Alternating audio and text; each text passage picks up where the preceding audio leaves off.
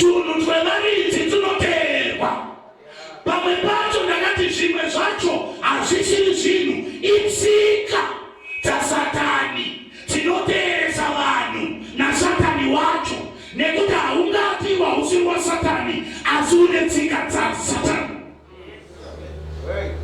Vamwe nenhema dzamunoreva hamutombozive zvenyu kuti mubhaibheri munonzi satani ndiye baba venhema dzose.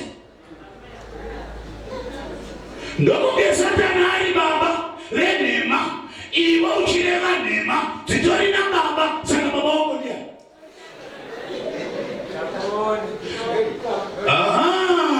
Ndamumwe chokwadi chake ndichokuti manheru kana pakamira saizvozvi, kana kuti kuri kusenga akati mamuka sei wozondopa akaurawo chokwadi pa. Saka pane mamwe maitiro anotiteeresa nemuyechina. Basa nderongoti mufundisi haana pawa, mufundisi haana kudanwa, mufundisi haana kuzodzwa kuri rai.